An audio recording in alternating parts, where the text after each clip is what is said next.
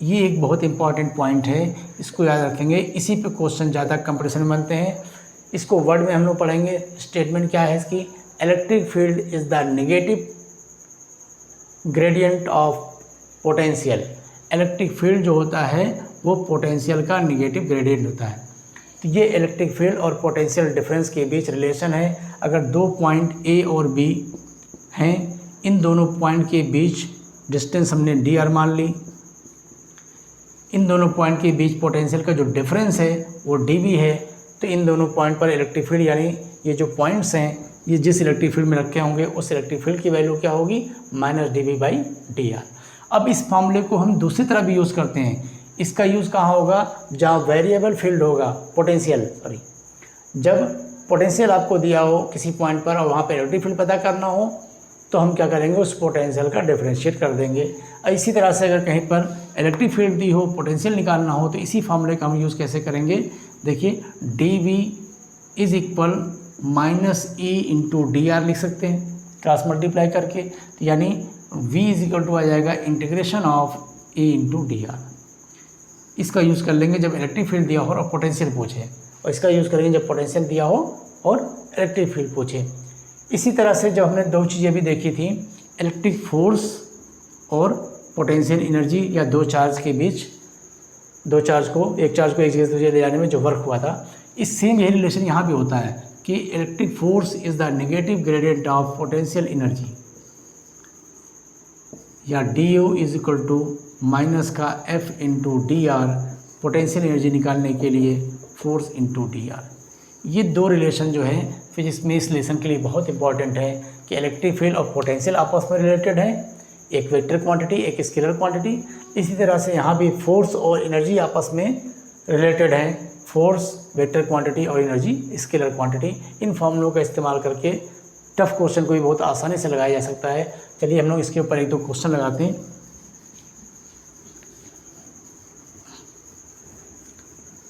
Suppose करिए question दिया हुआ है कि किसी पॉइंट पर इलेक्ट्रिक पोटेंशियल का जो इक्वेशन है वो डिस्टेंस पे कैसे डिपेंड कर रहा है। तो सपोज करो electric potential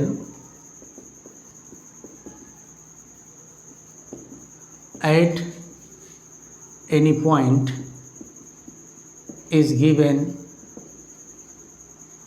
v is equal minus 4x²। ठीक है, पोटेंशियल की वैल्यू क्या दिया? Minus 4x²। और आपसे कह रहा है कि x इज इक्वल 1 सेंटीमीटर पर इलेक्ट्रिक फील्ड की वैल्यू बताइए।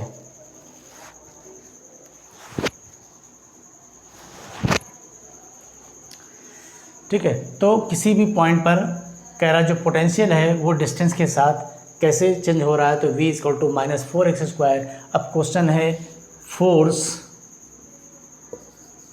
Electric force on 1 microcoulomb charge placed at x equal 1 centimetre. ठीक है, तो किसी भी इलेक्ट्रिक फील्ड के अंदर जो पोटेंशियल है उसका वेरिएशन हमको दिया है डिस्टेंस के साथ, यानी पोटेंशियल की वैल्यू x पे कैसे डिपेंड है। तो v equal to minus 4x²। और कह रहा है उस फील्ड के अंदर x इक्वल टू 1 सेंटीमीटर पे एक चार्ज रखा हुआ है 1 माइक्रोकूलम का, तो उस चार्ज पर कितना फोर्स लगेगा। तो सबसे पहले देखिए, किसी सिंगल चार्ज, अगर दो चार्ज है तो उनके बीच तो फोर्स निकाल लेते हैं। कोई सिंगल चार्ज कहीं पर रखा है तो उसके ऊपर इलेक्ट्रिक फोर्स कब होगा? जब वो चार्ज किसी इलेक्ट्रिक फील्ड के अंदर हो। ठीक है, जब भी कोई चार्ज किसी इलेक्ट्रिक फील्ड के अंदर होगा तभी उसके ऊपर फोर्स लगेगा। अगर कोई चार्ज आइसोलेटेड है, यानी उसके आसपास कोई दूसरा चार्ज कहीं दूर दूर तक नहीं है, तो अकेले चार्ज के ऊपर कोई फोर्स नहीं लगता, फोर्स फील्ड की वजह से लगता है। तो आपसे पूछ रहा है इस चार्ज पर कितना फोर्स है। तो पहले तो अभी ये मालूम होना चाहिए कि इस चार्ज पे फोर्स पूछ रहा है, इसका मतलब ये चार्ज किसी इलेक्ट्रिक फील्ड के अंदर होगा और उस इलेक्ट्रिक फील्ड की वैल्यू हमको नहीं दिया हुआ है। तो सबसे पहले हम इलेक्ट्रिक फील्ड निकालेंगे, पोटेंशियल दिया हुआ है, इससे इलेक्ट्रिक फील्ड निकालेंगे। तो हम लिखते हैं इलेक्ट्रिक फील्ड जो होगा वो पोटेंशियल का नेगेटिव ग्रेडियंट होता है dV बाई डी आर।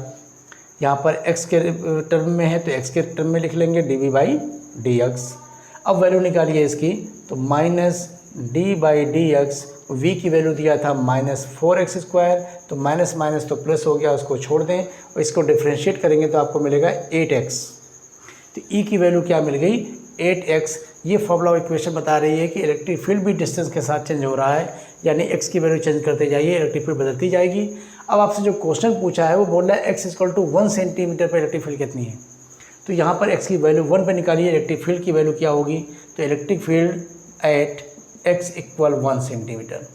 जब x की वैल्यू यहाँ पे 1 लगाएंगे तो इलेक्ट्रिक फील्ड की वैल्यू आपको कितनी मिल जाएगी, 8 न्यूटन पर कूलम। तो जिस जगह पर चार्ज रखा था, जिस पे फोर्स पूछ रहा था, उस जगह पर हमने फील्ड की वैल्यू पता कर ली। अब हम निकाल लेंगे उस चार्ज पे कितना फोर्स होगा। तो फोर्स होगा उसके पास Q × E, क्योंकि जब कोई चार्ज किसी इलेक्ट्रिक फील्ड में जाता है तो उसके ऊपर लगने वाला फोर्स F = QE, क्योंकि इलेक्ट्रिक फील्ड की डेफिनेशन क्या थी, the force per unit charge. तो निकालिए, चार्ज जो रखा था वहाँ पर कितना था, 1 माइक्रो कूलम, यानी 1 × 10⁻⁶, और जो इलेक्ट्रिक फील्ड वहाँ पर आई है वो 8 है। तो हमारा आंसर हो गया 8 × 10⁻⁶ न्यूटन पर कूलम का फोर्स उस चार्ज पर लगेगा। ठीक है। तो जब भी कोई पोटेंशियल दिया हो तो उस जगह पे इलेक्ट्रिक फील्ड पता करने का हमने तरीका देखा कि हम उसको डिफरेंशिएट कर देंगे, बहुत आसानी से इलेक्ट्रिक फील्ड आ जाएगी। चलिए एक क्वेश्चन और देखते हैं।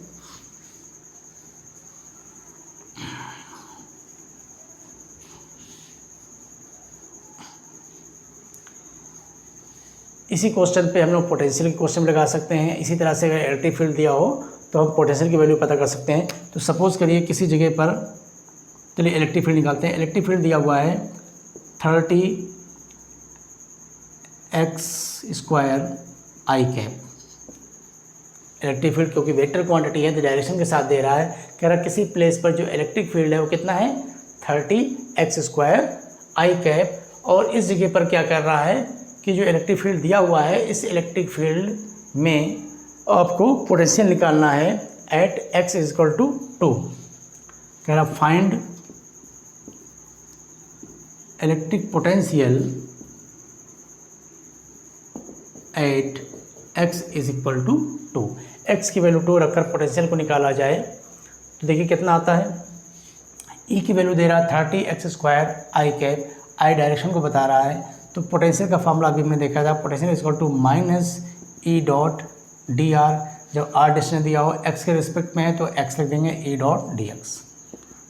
सॉल्व करिए। E की वैल्यू हमको दिया है 30x² I कैप डायरेक्शन थी इंटू dx।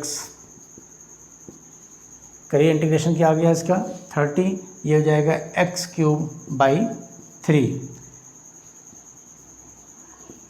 माइनस का 10x³। तो ये जो पोटेंशियल आपका आया वो x पॉइंट पर आया कि x पॉइंट पर पोटेंशियल है -10x³। अब x की वैल्यू आपको दे दिया है 2 सेंटीमीटर, तो x की वैल्यू अगर 2 रख दे तो वहाँ पर पोटेंशियल मालूम हो गया। तो पोटेंशियल इक्वल टू हो गया -10 2 की 3 यानी -10 × 8 तो -80।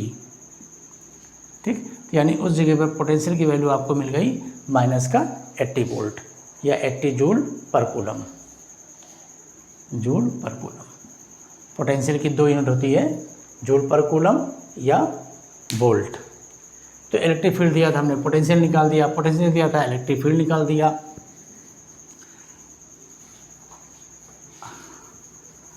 अगर सपोज कर लो कि पोटेंशियल की जो वैल्यू है उसमें मतलब वेक्टर फॉर्म में तो खैर पोटेंशियल स्केलर होता है, वेक्टर की जो वैल्यू दे रहा है वो किसी कोऑर्डिनेट के हिसाब से दे x y z, अगर तीनों टर्म उसमें आ जाए तो उस क्वेश्चन को हम लोग कैसे करेंगे। तो सपोज कर लो किसी जगह पे पोटेंशियल दिया हुआ है -5x + 3y + √15z, ये x y z के हिसाब से पोटेंशियल की जो वैल्यू है -5x + 3y + √15z, और आपसे पूछे कि इस जगह पर इलेक्ट्रिक फील्ड कितनी होगी।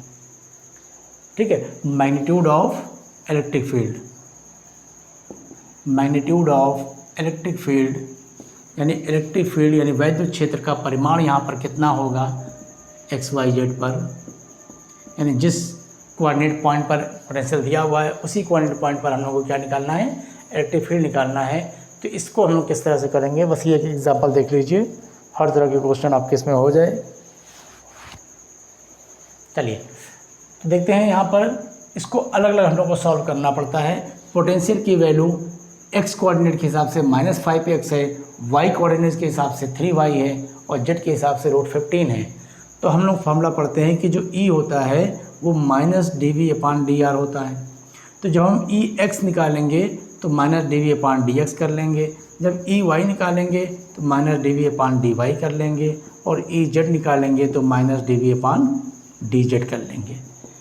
इस तरह से अलग अलग पहले सॉल्व करेंगे, यानी पहले v के जो इक्वेशन है इसको हम x के रिस्पेक्ट में डिफरेंशिएट करेंगे, फिर इसी को y के रिस्पेक्ट में, फिर z के रिस्पेक्ट में।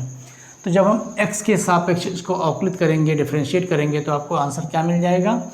v की वैल्यू रखेंगे -5x। चलिए स्टेप लिख देते हैं पूरा, d/dx v की वैल्यू -5x। तो इसका आंसर क्या मिल गया? माइनस माइनस प्लस हो जाएगा और डिफरेंशियल आ गया 5, यानी x कोऑर्डिनेट का जो इलेक्ट्रिक फील्ड आया 5 न्यूटन पर कूलम। ठीक, आप चाहें तो इसको वेक्टर फॉर्म में लिखें, क्योंकि इलेक्ट्रिक फील्ड तो वेक्टर क्वांटिटी है। तो इस वेक्टर क्वांटिटी के हिसाब से जो हमने मैग्नीट्यूड तो निकाल लिया 5, लेकिन एक्चुअल में इसको जो रिप्रेजेंट करेंगे क्या लिखेंगे? 5i cap. अभी हम आगे लिखते हैं, चलिए। y की वैल्यू क्या आ गई? -d/dy। y हमारा यहाँ पर 3y है। एक्चुअल में ये इक्वेशन यहाँ पूरी लिखी जा रही है, लेकिन x के रेस्पेक्ट में डिफरेंशिएट कर रहे हैं तो y और z वाला टर्म 0 हो जा रहा है, इसलिए हम पूरा लिख नहीं रहे हैं उसको। d/dy कितना मिल गया? -3। इसी तरह से z के टर्म में जब इसको हमने डिफरेंशिएट किया तो वैल्यू आपको मिल गई √15। तो जब x, y, z तीनों कोऑर्डिनेट के हिसाब से इलेक्ट्रिक फील्ड की वैल्यू आ गई तो हमारा आंसर हुआ कि जो इलेक्ट्रिक फील्ड है उसकी वैल्यू आ गई 5i cap -3j cap plus √15k cap. यानी उस जगह पर जो इलेक्ट्रिक फील्ड है उसकी वैल्यू ये है। और जब कोई वेक्टर अपने कंपोनेंट के फॉर्म में मालूम हो जाए तो उसका मैग्नीट्यूड कैसे निकालते हैं? तो इलेक्ट्रिक फील्ड का जो वैल्यू है यानी मैग्नीट्यूड कैसे निकालेंगे? √5 का स्क्वायर प्लस 3 का स्क्वायर प्लस √15 का स्क्वायर। अब आसानी से सॉल्व कर लिए, देखिए 25 + 9 + 15, ये आपको मिल गया 49 की वैल्यू हो गई 7। तो पता चला कि उस जगह पर जो इलेक्ट्रिक फील्ड होगा वो 7 न्यूटन पर कूलम होगा।